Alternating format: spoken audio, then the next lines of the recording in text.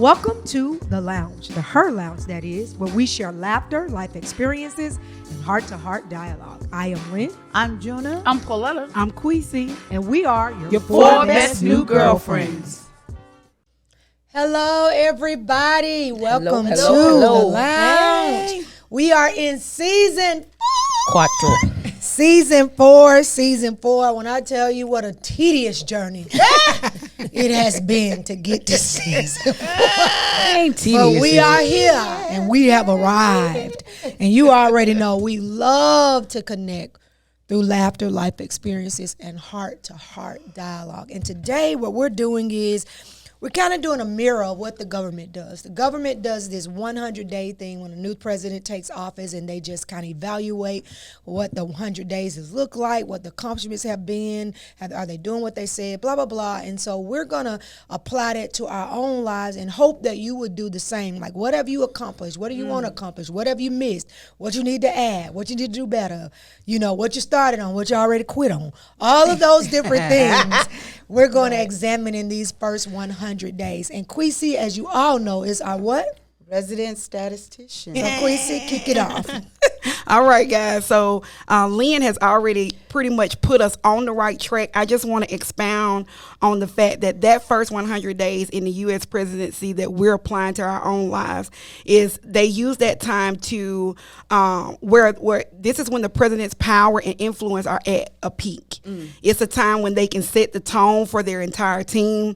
The first 100 days is a measure to assess if they've actually kept up with the goals that they put into place. And so I tried to do a little research to see how do people really take the time to evaluate their own personal success. And there was a survey done by the ONS Personal Wellbeing Scale that revealed that 13% of respondents rated their own success a 9 out of 10, while 43% rated their personal success a 7 or 8 in the first 100 days. So here is just a few steps on how you can plan for your first 100 days, or how do you take the time to evaluate. First, you develop a 100-day plan. And then you set clear and measurable goals. And then you identify your community, who is going to hold you accountable. And that means that you have to build relationships. Understand what you're trying to accomplish, because we can be all over the place, but we have to understand what we're trying to accomplish, and focus is key. You have to focus so that you are not all over the place. Then you gather feedback to see if what I'm doing, is it coming across to you the same way? Am I being effective in what I'm doing? Then you review and you adjust, communicate effectively, and then you prepare a summary of your accomplishments, and then you compare that to what you need to do in the future. So I believe this is a good building ground to kind of just look at your first, 100 days is only like 20% of your year. Okay. So you still have time to make the necessary adjustments and to be honest. Be honest. Yes, I've done this, but no, I didn't do this. What do I need to change? And don't blame others for where you are, because now we're in a time where we are taking control of our own destiny and saying, this is what I want to do. This is my plan, and this is how I accomplish it. That's it. Okay. That's all I have for you. That was a lot. I don't even need to answer my questions. Pauletta, y'all know Pauletta is our residence counselor, but must we tell you guys that she is now Dr. Brown. Pauletta Brown. Doctor. Shake it up. Shake it up. All right. So Pauletta, from a counseling perspective, how do you take an honest assessment of your first 100 days and do not allow disappointment to halt or hinder your next 100 days? I don't know. I was looking at that question. I was thinking one of the first things is that your goals should be realistic. And I think if you have a realistic goal, I think it makes it more attainable and more tangible. Kind of like what you were saying, like, I remember just real quick that I used to go to his church, and the pastor said that, he would spend 5 hours in his prayer closet. And I used to be like, oh my God, like that's how I want to be. I want to be able to be in the prayer class for 5 hours, you know. And I went in there, man, the first 5 minutes I had finished praying. And I was like, okay, so What I do next? what I do next? So do I just sit here for the next 4.5 hours or? So I had to make it realistic for me, Right. you know, and I think that a lot of times that we have all of these goals and things that we want to do, and they're not realistic. You know, you have to, you know, your level of laziness, you know, your level of commitment. So make it something that is definitely attainable, you know. And then I think I think disappointment is going to set in regardless if you don't make it. I think there's nothing you can do to prevent the disappointment from coming, but it's how long do you sit in the disappointment? You know, it's like, okay, the first 100 days I didn't get it. I still got 265 days left. Right. You know, to do, surely within these 265, I can do something. I can do something. I can lose 1 pound. Sure. At least an ounce. one. At least. Surely. Surely. You know, so that definitely, I would say, by making like your goals attainable, you know, making them realistic. Yeah. You know what I'm saying? I think that definitely will help you attain them, and then also when disappointment sets in, realizing that, you know, it's not final, that I still have more time to get it done before the year is out. That I think that is how you prevent disappointment from setting in and sitting and staying in that disappointment. Yeah. You know. And we know, like, the presidency is, you know, measured in those, like when a new president steps in, they're measured in those first 100 days. But, Juna, how do you think, like, corporations and businesses go about assessing their first 100 days? And do you think what they do can be something that will be useful to individuals? I think it's important to note that the first 100 days has to start before the first 100 days. Wow. You don't wait till you get in position to start planning for the first 100 That's days. good. Yeah. You have to start planning early. And what corporations do for the most part is you have CEOs that will come in with their new CEOs that will come into positions that will basically set the tone for what they deem success and what they, you know, the action plan that they want to put in place for their first 100 days. But then you have what does it look like when everybody is already in place? There's no new leadership going in. So how do we assess? How do we determine what we want to see in the current year for the first 100 days? And it's about making a plan. Like, what does the plan look like? What does success look like? Yes, we want the goals to be attainable. Yes, we want them to be realistic. But how do we measure them? What does success look like? Yeah. Right? And also what, as far as culture and vision and mission of organizations, how do we, based on what we say, who we say we are, how do we get our employees engaged and mirroring what we say we want to see? That's good. And so that's the planning that has to happen. And for example, I'm not going to say my organization where I work, but organizations that have been around for years and years and years, they have to be strategic in determining what do we want to see next, especially when you've already accomplished so much and when your revenue is so great. How do we stay here? How do we keep from going belly up? What does our SWOT analysis look like? Do we understand? They may not know what SWOT is. So SWOT is strength, weaknesses, opportunities, and threats, and it's an assessment, and it's based on your ability to identify opportunities, threats. Strengths and weaknesses are inside the organization. Opportunities and threats are things external. Okay. And so you need to be aware of all of that, because those are strengths, weaknesses, and opportunities and threats impact success. And so making sure that you're always aware of these situations and your standing in each one of those areas and being able to cover those blind spots should they come up. All of that goes into planning before that first 100 days. And I think that's important for us. But when we think about going into a new year, we do that, don't we? Like at the tail end of the previous year, at the tail end of the previous year, we're saying and we're thinking about what we want to see for ourselves in the new year. Yeah.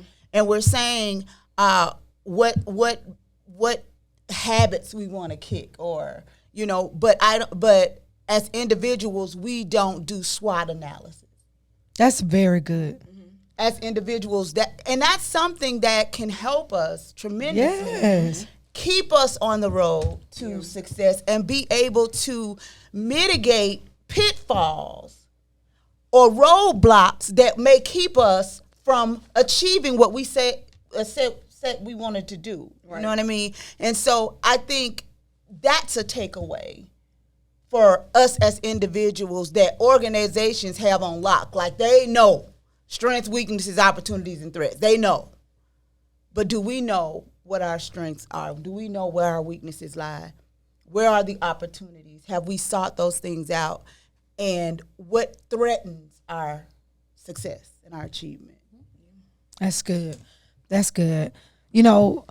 Many times, and I think, it's so important that we identify our purpose in order to be successful in any area of our lives, whether it's personally, whether it's professionally, whether it's relationally, in whatever way, purpose has to be identified. And we also have to, when we're doing those kind of evaluations of our lives, one of the things that I think people miss concerning purpose is the way that you're going to really know that you're operating in purpose is because purpose produces fruit. All right? And so that's a good way to measure purpose against busyness. Because a lot of times we think our busyness is purpose. And what we don't understand is the enemy is so strategic, and he uses busyness to steal from us time that should be put into purpose. And because we doing a bunch of events, or because we got a lot of stuff going on, or because we could check, a bunch of stuff off our list. And let me tell you something, just because something is good doesn't mean that it's purposeful. Because it has to be what you need to be doing. Yeah. And it has to be the priority that your life needs to be focused on at that moment. So I could go out of here right now and say, for instance, I got 3 kids at home. 3 small kids. I got 3 small kids, say they 9, 7, and 5. All right? And I leave the house early in the morning. They're still in the bed. I leave the house early in the morning. I hadn't prepared any breakfast or anything like that. But I'm running downtown to Lynn Park with my car full of food to give away to homeless people. All right? And while I'm down at Lynn Park, my baby called me, "Mama, we hungry."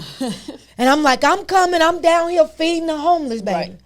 And I'm taking pictures for Facebook, and I'm showing everybody down here feeding the homeless. I'm showing the homeless people. They don't want to be on camera, but I'm putting them on there anyway, showing them on camera, all of this stuff. But I've missed the purpose. Right. Because I've ran to do something that is good. But it ain't good for me because I haven't took care of my first ministry, which is home. I got hungry kids at home, but I done ran down to Lynn Park. You understand? Well, it would have made more sense for me to get my babies up, grab them breakfast on the go, let them be a part of feeding the homeless. Yeah. Now I've taken care of priority, and now I'm really in purpose. But that's where we miss it at. We leave so many priority things unchecked, running after things. And I've never in my life seen so many people drunk on events.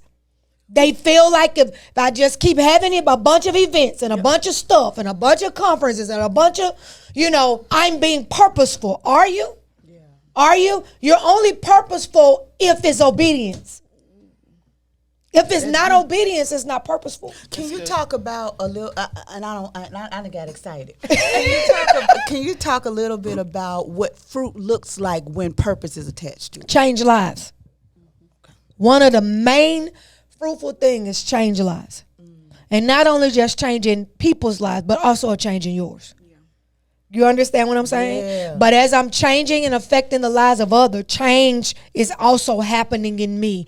I ought to be able to have some tangible lives that I can put my hand on. And I can say that this person's life was altered because of what God has called me to do or what God has purposed me to do. All right. And so I think that's what people miss. Now, let me get you to understand this. Purpose, fruit is not a shout. Okay. If I go have a conference and cause everybody shouted and they cried, that's not fruit. This is where we mess up at. That can happen This anywhere. is good. Listen, ladies. Okay. That can happen anywhere. It's not this like so listen, ladies and gentlemen. It does not mean really?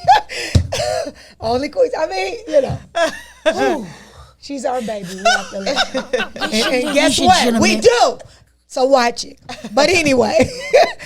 And I think that's what people understand. Fruit is not a good time. Right. Fruit is something you can eat off of. Fruit has to be, let me tell you what fruit really is. It's residue. Y'all talking? When I leave the conference, after I've shouted, after I've ran, what have I taken from the conference that I've applied to my life And that that has is- caused change? Yeah. Now when I do that, I become fruit. I'm not fruit because we shouted. I'm not fruit because we had Come good church. I'm not on. fruit because we had a good time. I'm not even fruit because I fed a bunch of people. Because I can feed them every week. But this is where we mess up at when purpose comes. Y'all can see I'm passionate about purpose because my voice elevating. Let me bring it down. I'm getting excited. But this is what I think people don't understand is just like you said, SWOT analysis. We just jump into things with no research. We go into areas and we assume, oh, that's poverty. They need food. Yeah. So we packing up food and we feeding them to life. I'm not gonna say to death. Feeding them to life. So am I gonna keep showing up every week or every month? Please, y'all, please. This is not against. I don't want anybody to take offense because if that's what God has told you to do, you do that. But this is what I'm using it as an example. But what is the needful thing? Is the needful thing food or is the needful thing education? Jobs. So that they can Resource. change Right. their lives. Right. Is the needful thing training? Is the needful thing GED classes? Because one of the main symptoms of poverty is uneducated. You understand what I'm saying? And so that's what I'm saying. A lot of times, even with like a bunch of people who go down to Lynn Park and feed, and please, because I worked with the homeless population for years, and I worked with an organization who oversees the continuum of care for the county, who distributes millions and millions of dollars. So hear me, I know what I'm talking about. They don't need food. You right. There's food banks and churches and places opened all day. There's a particular feeding place. I can't remember. Is it Meals on Wheels? I don't think so. I can't remember. Food for Our Journey might be the name of it. They go all throughout the city every day, breakfast, lunch, and dinner, and feed. There's a church in Woodlawn who is open breakfast, lunch, and dinner Jimmy that has Ham. hot. Jimmy, it's people that y'all. Please hear me. But because in our mind, the easiest thing to do is let's go buy some cheeseburgers and pass it out. Versus let all of these churches get together, pool our resources together, and start educating and present opportunities so that we can get what does a homeless person need more than anything? Revenue. A home. A home. If they're homeless, that means the less they don't have is a home. Not a cheeseburger, not a sandwich. And please, y'all, I don't want nobody to take this the wrong way. But working in this area, I learned so much. And I learned how much we do good without research. Yes. Jay-Z said numbers don't lie. And if you really want to change something, don't just go to what you just used to doing. Stop and assess. What is the greatest need? And how can I teach them to fish for themselves so that I don't have to always keep showing up with fish? You understand what I'm saying? So I think that's what we miss. And I'm applying that to our area. Listen, look at me. For years I did Destiny Push. For years I did Ice Come. Have you seen me do anything? For the last 2 years, I think I had a girl, you got this. No, you ain't. I haven't done anything. Because I've entered into a place in my life where I'm not doing anything because I feel like I just got to do it. I'm not doing anything anymore unless it's a burden on me to do it. Because I know when it's a burden on me, then there's a call for it, and then God has to accompany the call with resources. Even for years when I was doing conferences, Pauletta will tell you, I was paying for a lot of stuff out of my pocket. Listen, that really ain't the model God wants you to do. But you will do it. You understand what I'm saying? It's a strategy to it. And you have to, and that's something you have to learn. Now, these are things I'll do with the mentorship teaching about this stuff, because this is stuff that I learned. You know, and I know people don't want to hear this because, y'all, what are we really caught up in?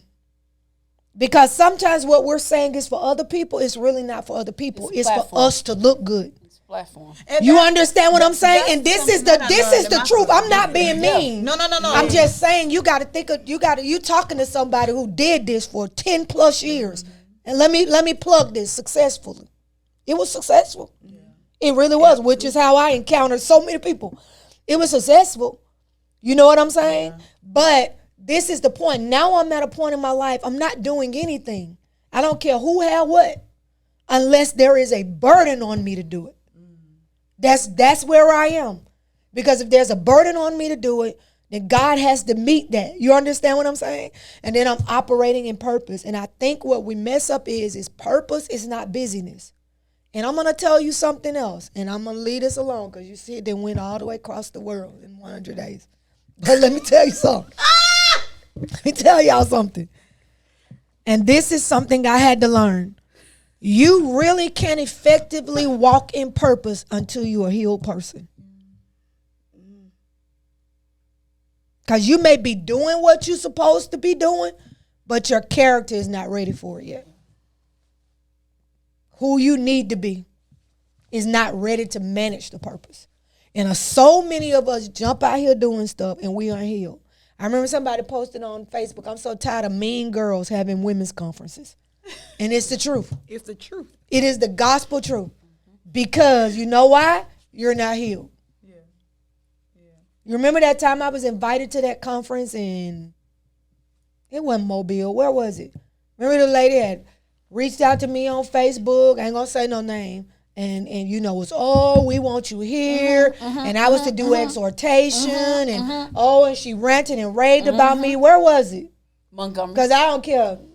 Montgomery. It was in Montgomery. All right. I'll say her name. Do you remember when we got there? How she acted. How she acted. Like she didn't know us. She acted like she didn't know me. She treated like me you just horribly. showed up. She didn't even speak to me. She didn't greet me. Nothing. Now you have been conversing with me for months.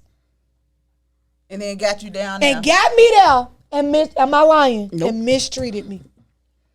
But you got a conference. Shut it down. Right. Until you can learn how to treat people. Listen, ladies and gentlemen. You don't need to be conferencing. Until you can learn. I'm just being honest. Right. True. But because it's a bunch of people, it looks successful. It has the look. Woo. And that's what we mess up at. Because we always measure success by numbers. And how many people showing up. But people follow popularity. People don't always follow purpose. In substance. And that's what we have to be. So I'm saying all that to say, as you approach your first 100 days, as you evaluate what you've accomplished, I want you to be purposeful in your evaluation. And it has to be personal. Because I think Pauletta was just talking about the man that prayed for 5 hours and she tried to do it on a prayer for 5 minutes. But your 5-minute prayer could have been better, could have been a more powerful prayer than his. Because what if he had began to go in for 5 hours now religiously and not relationally? Right. Does the prayer carry the same weight? You understand what I'm saying? And so that's what I'm saying. So as we assess our own lives, our own personal journeys, that's the key word to me, personal. What am I supposed to be doing? What is required of me this year? What's priority? What part of my life needs my most undivided attention? And that's where our focus needs to be. All right? Because a lot of us are trying to operate in purpose. We're bringing purpose to leftovers. and we're giving busyness our best. I'm going to say that again. We're giving purpose the leftovers, and we're giving busyness our best. All right? I think that might be a good place to take a break. We'll be back. We hope that you all have been enjoying the conversation so far, but we want you to continue to follow us on our social media platforms at YouTube and Facebook at The Her Lounge, on Instagram at Her Lounge Podcast, and don't you dare forget to subscribe to us on all of these platforms: iHeart, Google, Apple, and Spotify podcasts. Now, let's get back to the lounge. All right, we are back, and there's a very passionate conversation as we exited, for our commercial break. So, Quizzy, you were just saying something about purpose. I really want you to share that, because you were talking about purpose being not always something that feels good, not always something that you want to do. We think purpose is going to be like no. Okay, share what you were talking about. Yeah, I was basically saying that we've been wrongfully taught that purpose means that it's going to be something that is easy, like that it comes easy to me. This is purpose. But what I've realized in my own journey, especially in the first 100 days, and we talk about actually evaluating our own, is that purpose for me, where I've actually seen people actually benefit from, has been what's very uncomfortable for me. What I feel like I have been delivered from, that I no longer need to dig into. But I don't realize that my transparency, when really, I was just talking to Pauletta about this in the car when I was saying, a lot of people think that I am open, but I am very like this. We'll keep out the devil. Keep the devil in. So if you looked at me, you'll say, oh, she's just so warm, and she's so bubbly, and she's so happy. That's operating in purpose. But that's easy for me because I know how to put on. I put on for the city. I put on for my city. What's uncomfortable is letting you know the days when nobody saw me crying. We see that is so good. And trying to make it to the next day. So those are the days. Those are the days that make deliver. Change. There you go. Come on. My transparency, is gonna let you know that when in my first 100 days, I realized that there was something I needed to do, and I wasn't equipped. I don't feel like I was equipped to do it, but I did it. That was the first step, was to take the praxis. I didn't get the score that I needed to get, but the fact is, I actually did something. Because before, I've been living years not even being able to put a finger on where do I want to go outside of doing exhortation, or what do I want to do outside of being a mom, what do I want to do outside of being a wife. I wasn't comfortable sitting in that. So now I'm like, I'm out here really struggling because I won't operate and come out of my own comfort, where more income could be coming in if I just come out of my comfort, which is closed off, making everybody appear. And I feel like people think that we are progressive in this social media world, but we are not, because it's still appearance. It's still about what it, like she was just talking about, what it looks like. We want to make people think, but we so toe up on the inside. What inward work are you doing? Like she said, healing is a part of that. Yeah. You know what I'm saying? So it made my first 100 days has not been pretty, because more of me has been revealed. And I see that I really got some serious issues that I've blamed on who raised me. You talking. I got some really serious issues, because I remember a hard conversation that my husband had with me was, you do for me what's comfortable for you. Just tell me that. It was. I'm like, what you mean? This and I want you to put a picture. I want you to finish that. Yeah. This quote of no, you didn't hurt yourself, but you're responsible for your healing. So you can make a choice. I was just talking to somebody the other day talking about, and he this. I said, stop. He 99, baby. And that half won't do. At what point Are you going to stop coddling Yes. somebody who don't want to do the work to change, who wants to have excuses to continue to be lazy? All of us been hurt. Yes. All of us have dealt with some deep things, some deeper than others. Effie, But- we all got pain. Effie, we all have pain. But we all got to come to the grips of, no, I didn't hurt me. No, I didn't cause the wound. But I'm responsible to get to the healing place. That's Right. my responsibility. It's my responsibility. Keep going with that. So he was like, you do for me what's comfortable. And I'm like, no, I'm always giving. I'm always giving. But no, you're giving out of this area of That's comfort. what you was just talking about. Yeah. Yeah. How do you come out of that and hear me about what I need? Come on. You know, and so That's so powerful. that's operating. I can be your boo, but as your wife, as your partner, how am I contributing to purpose in both of us operating the way it should? But I'm only loving you from here, from my own self-righteousness, right? And I'm claiming that it's enough. I'm claiming, yeah. And I, in my mind, and that's It's what enough for happens you. when you don't have healthy exposure. Because you need somebody to be able to tell you, yes, that has done well for 10 years. Right. But It's time to you tune ain't up. went nowhere.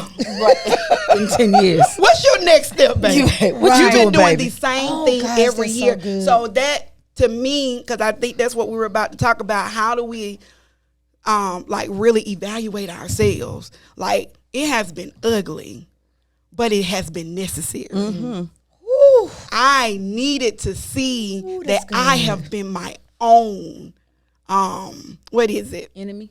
My own enemy. I really have been self-sabotage has led my life for so long. I can't waddle in that. That lady came the other day and said, get up now. All right, get up out that grave. How long you gonna say you in it? That was so good. That what you got to get up, and that's what we don't realize. We even preach it with clarity. Because the problem is the church has taught us that we cannot have a testimony and victory at the same time. The church has taught us that we either got to be in a testimony, we got to be woe is me, or we got to be victory. That we can no way be proclaiming and victorious at the same time. That we either got to be in a pity or when we can't be in a praise. Yeah. You know what I'm saying? So that's what the church has taught us. That if I lose my story, then I lose my power. Yeah. No, take your testimony and wrap it in victory and stop wrapping it in rejection. Stop wrapping it in a pity party. Stop wrapping it in woe is me. Yes. And you can take that same powerful testimony and wrap it in victory. And that's what I was saying about me, you know, because I have said people, oh, you lost your sister, you lost both your sisters, you lost your husband, you was raised without your mama. Stop. Don't feel sorry for me. Right. I don't want to be known as a victim. I want to be known as a victor. Yeah. I don't want you to just know me by what I lost. I want you to know me by what I survived and kept going and thrived in. So I don't need even when somebody say like, don't do that, don't do that. Right. Because I don't want a pity party. Right. You know what I'm saying? Because I pitied enough for myself in season. So I don't need that. Yeah. I think that is so good. So let me ask y'all this. And we're going to go down for our 100 days. The SWOT analysis. What's the first two? The SWOT analysis. Strength. And weaknesses. Weaknesses. Stop right there. Queasy, beginning with you. In these first 100 days, what have you recognized was your strength and your weakness? My strength has been I am resilient. My weakness has been I am inconsistent. Like, I can bounce back, but I never stay on course. Like, I do a lot of unnecessary bouncing back if I just complete the task at hand. Like, once I run into a roadblock, I've taken that as sign to stop, instead of realizing that this is a part of greatness, of success, is that roadblocks will continually come. They're gonna come. They're gonna come. Anything, it should motivate you to keep going. So that's what I'm resilient. I'm stronger than I knew I was. Like, that's a strength. I got that. But do you stay consistent with anything? Like, No, I don't. And I still wrestle with that. So those are the two that I can put at the top because I can go on and on. Pauletta, I what's would your say, strength and your weakness? They're pretty much the same thing. Like, my weakness is definitely inconsistency. You know, I start over every Monday, and every Monday, God, every Monday, every Monday, every Monday, Every Monday. Say it one more time. every Monday. Got a plan for this Monday. Me. Monday, tired of And you. I'm gonna start over the following Monday. No, but I'm gonna do it this Monday. This Monday. I am because I got some things in the line that I didn't have before that I was using it as an excuse. So God has taken away all the excuses, and He's like, okay, what now? But definitely, inconsistency is my weakness, and a strength that I'm developing. I'm gonna say that is sitting in the moment. You know, is sitting in the moment. Like, you know, even graduating, like I was a ball of tears the night before, almost all the way till I walked up. You know, when I walked on the stage, I continued. Come on. And then, I got back to my seat. Cause on the stage, Because on the you stage, wept. you know, and the whole thing, I mean, like Jesus wept. No, you did. You say that From the video, it was such had a me moment crying. though. Like, come on, friend. And it was because I never thought I would get there. I'm talking about never thought that I would be in that place. So you never saw that moment. Never. Wow. So I didn't even know how to sit in a place that I never thought I would be. Ooh, that's good right know what I'm there. saying? I don't know how to So- sit in a place I never thought I'd be. I didn't. Oh, that's So you good. didn't You know? mind doing all the preparation and work, but still couldn't see yourself. Nope. And Wow. then afterwards, I had to fight off imposter syndrome. You know what I'm saying? You didn't belong. Yeah, like, because like I'm not a doctor for like I'm a doctor. Like, no, like I didn't do. Yes, you are. You know what I'm saying? But I mean, my student loan Sally Mae say I'm a doctor. Right, I was just gonna say what You know what I'm saying? It's an honorary one. But Sally Mae. Now what you not is an honorary Come one. come on. I mean, No, I this mean, is- now I there ain't mean, no when I say shade that blood, nobody sweat, got and honorary tears, doctor. You do your thing, but I'm just saying. yeah, it was definitely. I'm learning how to sit in That's the good, moment Marletta. because I didn't know. I never thought I was gonna be there. So when I got there, I was like, You took it in. yeah, and taking it in was like 7 years of Toil. yeah. You know, like first of all, you're stronger than you think you are because like you didn't think you were gonna be here. Yeah. You know, think about all the mountains. never gave and up. the valleys. I mean, the Kidron valleys. The low dead bars. What? I mean, me and Mephibosheth was like this. Both of us sitting on the porch drinking tea. No. You know what I'm And saying? it's so funny, like your deepest valleys, you never tell people about. Mm-hmm. Like we could tell people about our valleys, but our deepest valleys, we are always And in them it's alone. funny you said that. Like I just experienced the deep valley, and Lynn and I were talking, and I was just like for a period of time this year, every morning I was going to work crying, and I was coming home crying, and she was like, "What? You are?" I was like, "Yeah." You know, and I'm talking about, but we'll come here Sunday cracking jokes, and you know, go to work cracking jokes, but like. It was the lowest. Defense mechanism. Yes. Yeah. You know what I'm saying? Yes. And nobody would have ever known, you know? And I didn't, because to tell people would just be, I wouldn't even be able to articulate it because it was so heavy, you know? So, yeah, just learning how to sit in the moment and enjoy the moment. That's you know, but not, and at the same time, not get too comfortable because I know this is not my apex. You know, like I know that there's more because it's 7 years of me being like, God, okay, when I finish this, when I graduate, and he's like, okay, you graduated. Now we need to go all the way back to 2018 for everything that I told you to do. So now let's go. You know? Wow, Jonah, strengths and weaknesses. My strength and weakness is the same, and I'll explain it to you.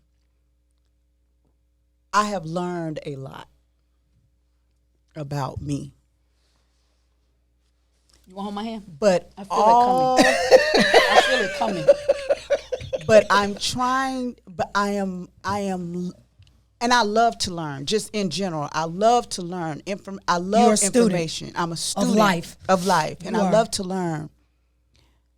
But the problem with just learning is that you spend more time learning than you do applying the lessons that you've learned. And if all you're doing is if all I'm doing is gaining information and not taking a moment to say, okay, so how do I apply this to, what does this look like? That's why I asked about that change question, about that purpose and fruit question. Because if all I do is get information, and I have learned some hard truths about myself, and so I have to get out of the classroom. Look, get out of the classroom and actually avail myself to the opportunities to apply these lessons And get a community. and get a community. Become the teacher too. Because you have That's no what community. I heard when you was finishing it. Like become the teacher. Like you'll be a lifelong student because that's just who you are. You soak up information. It's almost like an aphrodisiac. Yes, it is. Like knowledge and information. It is. You will forever soak because that's just who you are. You know, intellectually and just naturally, that's who you are. But now you got to shift that and become a teacher. And you can, and that's again what I was saying about us not knowing how two things can exist at the same time. I can be a student and be a teacher too at the same time. And realizing that me becoming a teacher doesn't stop me from becoming a student. Really, me being the best teacher thrives in me continuing to always be a student. So, yeah. And so my next 100 days, right, is me taking those lessons that I've learned. That's good. About me, about my selfish nature when it comes to giving, and about me, about my immaturity when it comes to making decisions to not deal with stuff because I don't want to deal with it. Not because it doesn't need to be dealt with, but because I don't want to deal with it. Which is selfish. Which is selfish and immature. At That's this good. ripe age of 50. You know what I'm saying? So now I have to take these lessons, put on the big girl drawers, and apply them. Make them become fruit. And stop saying, I just don't want to. Because back to your point about obedience, I done got convicted this whole doggone session here. Because it is about obedience. That's all it's about. It is about it's about obedience. That's the motivation to move. All right. Obedience to God. Yeah. Right. And not to Juna. Listen, and not because Juna just don't want to. Yeah, because you're giving yourself permission to do that, which is selfishness. What we was talking about at the beginning. And like Lynn, I told you, I consider myself to be a kind person. But just because you kind don't mean you ain't selfish. That's so true. Just because you kind don't mean you ain't immature. You know? Because kindness doesn't always require you sharing your space, but selflessness does.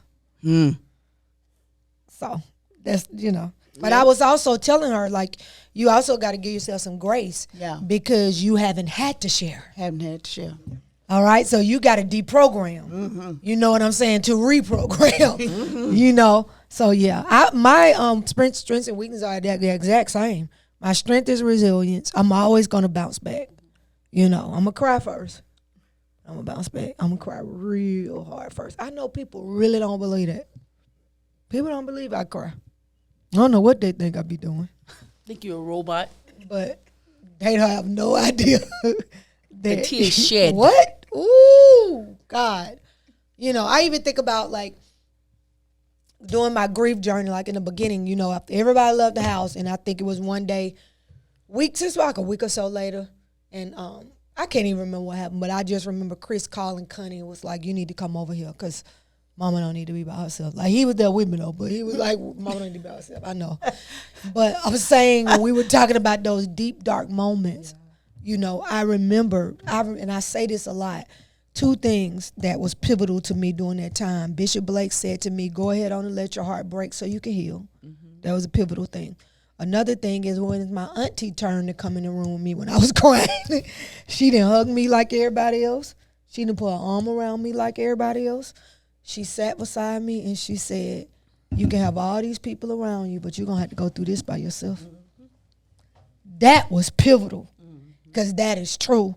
And some of my darkest moments was rocking and crying out to God and saying, "This hurt so bad." Like, I know you all probably experienced gut-wrenching pain. Yeah. Gut-wrenching pain can manifest physically, where it literally feels like your chest hurts. Like, and you'll be saying, "My heart is hurting." Like, and it's like not just my heart hurting emotionally, like you literally feel a physical hurt. Yes. And that's how it felt for me. And I remember saying to God, like, "This hurt so bad. Like, can you take the hurt away?" And so those were those deep, dark moments. Now, I'm going to always bounce back, because that's who I am, you know. So I'm resilient. But I don't want to, oh God, this ain't even got to do with it. I got to tap that. I'm resilient. Life has taught me to be resilient. But I also struggle with being consistent. That's one of my biggest struggles, discipline, consistency. I'm consistent in some areas, but it's some major areas that has cost me so much because I have not been consistent. Let me ask you this. The areas that you're consistent in, like, what are those areas? Like showing up. Yeah. I'm going to show up. I'm going to be where I'm supposed to be. For everybody else. You can depend on me. You know, like even like my evaluation for work, one of the top things was how dependable I am. Like, if I tell you I'm going to do something, I'm going to do it. I'm going to be there. You know, I'm extremely honest. You know, those type of things I have, you know, in my corner. But this just hit me while I was talking. And this just hit me, like, while I was talking. I believe that I am about, and I'm prophesying to myself right now, to enter into a season where I no longer have to just survive. And prophesy to me too. My entire life, I'm realizing I've been in survival mode, because I've experienced so much trauma from a child through my adult years. Yeah. So I'm gonna bounce back because I don't know nothing else to do Got but that. to. Right. But I am waiting for the moment of when I enter into a season where I no longer have to be strong and I no longer have to just survive. And that's where I am. And down, and please don't nobody take that shit on that. No, I'm not. I'm good. Right. I have the most peaceful life. But I am saying that I am automatically, like, you know how some automatic like response. Yep. My automatic response is survival. Yes.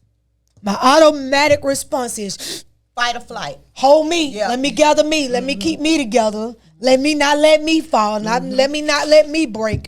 And I'm tired of not letting me. You know what I'm saying? And so I just believe that I'm about to enter into a season where I don't have to do that anymore.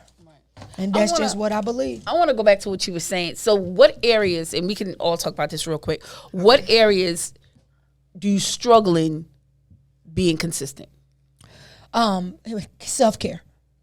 I mean, all-encompassing self-care, and that's just not like exercise, eating right. That's just not it. It's just self-care, taking moments for myself. Woosah, you know what I'm saying? Taking days for myself. And I'm starting to do more of that. Like, I'm putting more and more days on my calendar that are just something I want to do, you know, because I give so much of myself to other people. You know what I'm saying? I give so much to myself, to other people, and I have lived off the fragments of myself for me for many years.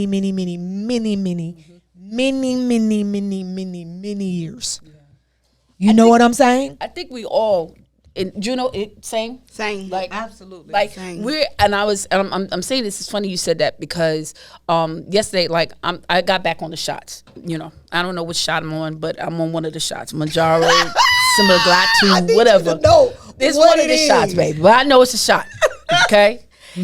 And so she was just like, "Are you ready this time, Pauletta? Because you start, you stop, you start, you stop." And it took me back. What caused me to go back is because I'm seeing a therapist. Like I'm not seeing a therapist. A therapist is seeing me.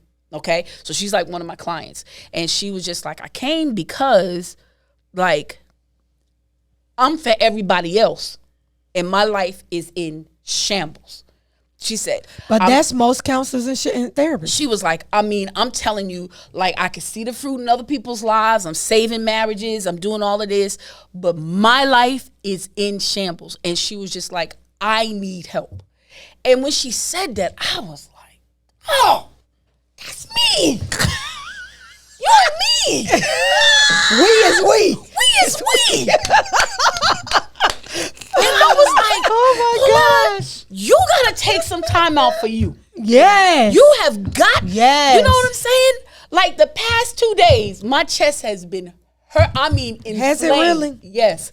Found out I got perio something, but at night it just my chest inflamed. So all I have to do is just take like an antibiotic, or not an antibiotic, ibuprofen.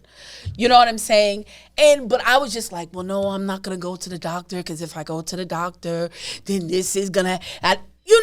Putting myself on the back burner. But making sure my mom going to the doctor, making sure her nurse come. Checking on me. Checking on you. I know you've had a tough week. Right, you know. I just wanted to put my eyes on you. I mean, I appreciate you, but you better get your eyes on you. You know what I'm saying? And I'm like, Pauletta, take care of yourself. Yeah. You know, we are so consistent about, Caring everything for else. others. But when it comes to us, consistency is so hard. So hard, but I've been going to swimming and I've been like consistent because I'm like, I want to learn how to swim. going.